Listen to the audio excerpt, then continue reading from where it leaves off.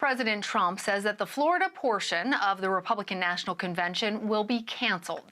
He was set to accept the party's nomination in Jacksonville next month. Activities in Charlotte, North Carolina will still be held, however. Here's what the president said earlier at the White House. People elected me to help and to protect. So I told my team it's time to cancel the Jacksonville, Florida component of the GOP convention. Will be starting in North Carolina for the Monday, as has always been planned. We were never taking that off. That's remaining as it is. The delegates are going to get together. That's where they do their nomination. So the delegates are going to North Carolina, and they'll be doing the nomination. And we're going to do some other things with tele-rallies and online the week that we're discussing, which will be really good. I think we're going to do it well.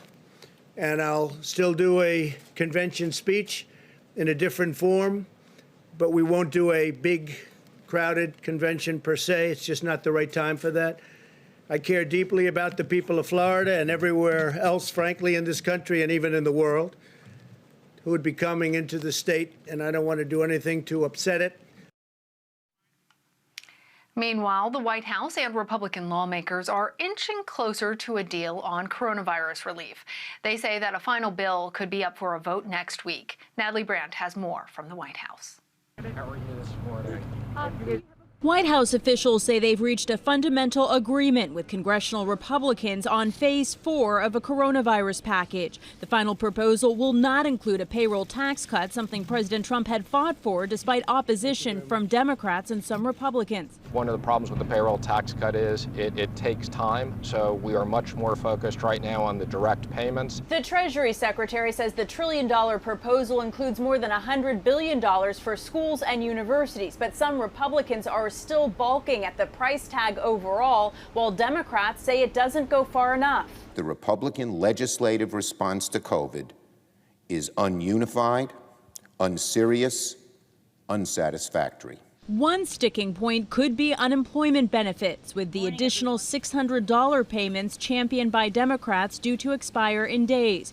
Secretary Mnuchin says Republicans want to extend those benefits to cover 70% of lost wages. Why do they have to make a fuss over $600, which means a lot to many working families? I would not support something that would pay on unemployment more than you would earn if you were working. The two sides are also split over the amount of additional funding for testing. Though this week, President Trump said the federal government is working on getting more personnel and rapid testing to nursing homes in hard-hit states. These are the tests where it takes 5 minutes to 15 minutes. They're very accurate. They're very good. White House negotiators are hopeful a final bill will be ready for a vote by the end of next week. And Natalie Brandt joins us now, and I'd also like to bring in CBSN political contributor, reporter Caitlin Huey-Burns. Caitlin, I want to go ahead and start with you first. First, it is great to see you, but the president made a major announcement deciding to cancel part of the Republican National Convention. What more do we know about how big a deal this is and why the president ultimately decided to make this choice? That's right. That was big news coming out of this press conference tonight. The president scrapping plans to hold a convention in Jacksonville. Remember, just last month, he pulled out of the expected location for the convention in Charlotte after the governor, a Democrat, said that he would have to abide by social distancing guidelines and therefore wouldn't be able to hold the kind of big rallies that he is used to. So he scrapped those plans, tried to move the convention to Jacksonville. You had a lot of party members scrambling behind the scenes to make that happen. These are events that are planned years in advance. Delegates and party members spend a lot of time raising money and planning for these types of events.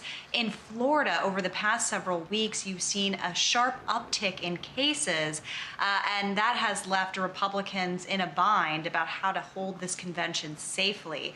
So there had been questions about whether they could do it there. The preparation preparations were underway. There were preparations to maybe look at outdoor venues to be able to accommodate folks.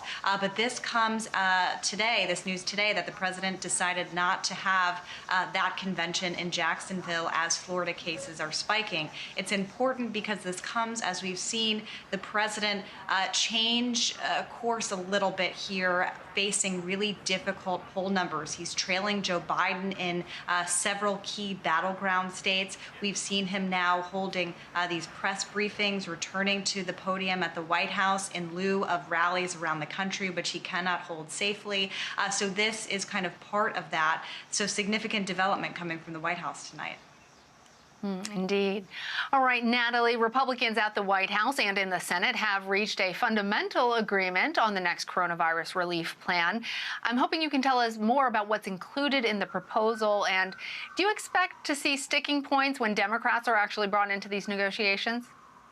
Well, of course, there will be sticking points, and the Senate Majority Leader said late this afternoon that they will be laying out their details of this proposal next week. Right now, from what we understand, it is a $1 trillion proposal. And if you just put that in the broad overview context of the House-passed bill being $3 trillion, you can see at this point how far apart the two sides are. So you heard in my piece a little earlier that one of the sticking points will be over the issue of these extended federal unemployment benefits that were passed as part of the last round of legislation. That's the extra $600 a week. Democrats would like to keep it at that amount.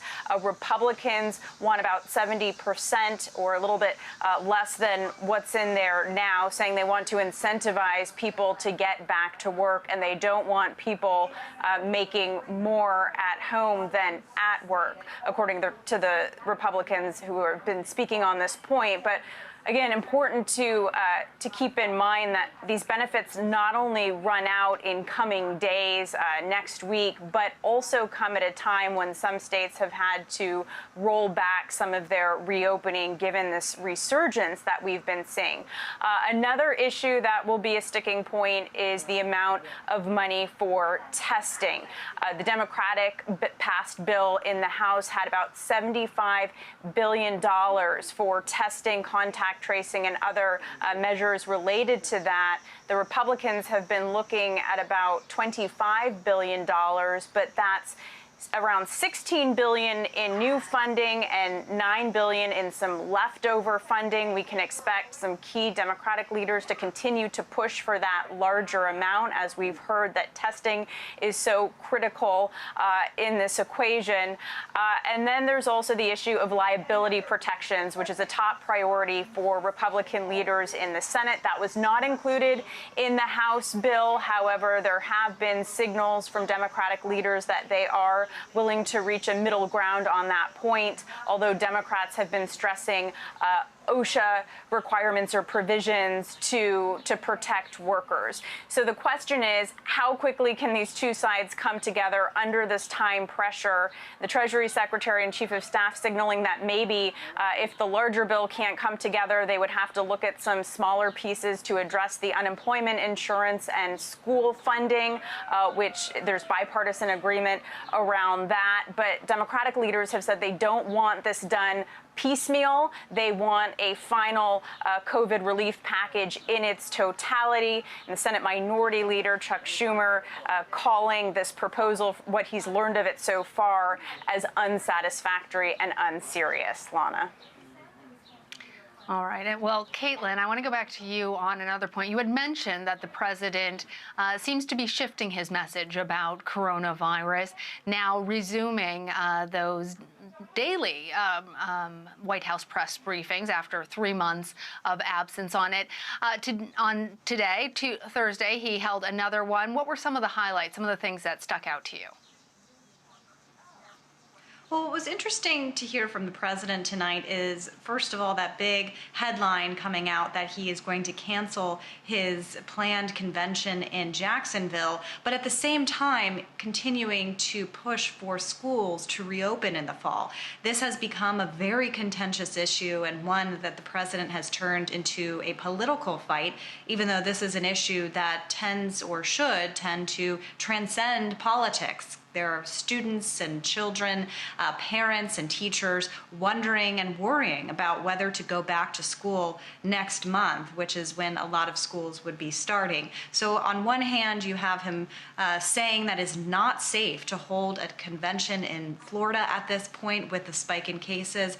On the other hand, pushing for schools to reopen next month. Now, of course, those are very different kinds of events, but it kind of shows that he, on one hand, is understanding the risks of large gatherings and therefore canceling his rally. On the other hand, really pushing for schools to reopen when some are not quite ready or are unsure about whether to head back to school in the fall. So that remains a key sticking point in the next couple of days. Absolutely. All right. Well, the president is also sending federal forces to Chicago, Kansas City, Albuquerque, New Mexico. We've obviously seen clashes with these forces and protesters in Portland. Natalie, I'm hoping you can give us a little bit of information about how the president is framing this decision. Well, the president on both the official side, and Caitlin can certainly tell you on the campaign side, has stressed his position as the law and order president, the law and order candidate. So the administration announced Wednesday that they would be expanding what they've dubbed Operation Legend, which is named after a 4-year-old boy killed in Kansas City, and that they would be surging federal officers from the Department of Justice to cities that are seeing violent crime, including Chicago, and they also listed Albuquerque. Around 200 federal officers to Chicago and 35 to Albuquerque from what we've learned. But we've heard concern expressed by the local leaders in some of these cities that they do not want to see what has transpired in Portland occurring in those cities. And this is a different operation, according to administration officials who say Operation Legend is really a coordinated effort between the federal officers assisting investigations that are being conducted by the state and local agencies in those cities where additional officers have been deployed, and they're being used on more the investigation side versus in Portland, what we're seeing is federal officers, agents in the streets interacting with protesters, as the federal officers say that they are guarding some of the federal property there. So the administration is drawing this distinction, but the mayors, including Chicago Mayor Lori Lightfoot, has made it clear that she does not want the activity in the streets in Portland happening in her city, and she is willing to take the administration to court or pursue any legal options available to her if she sees that kind of activity by the federal officers being deployed to Chicago.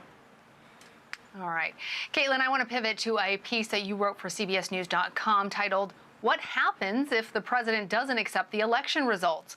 Constitutional experts say a president cannot dismiss the results of an election and hold on to power, but you write the president and his campaign can challenge some results.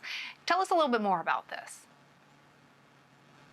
Well, this comes after the president said in an interview last weekend, he was asked whether he would accept the results of the election. And at that point, he was not ready to commit to saying yes or no.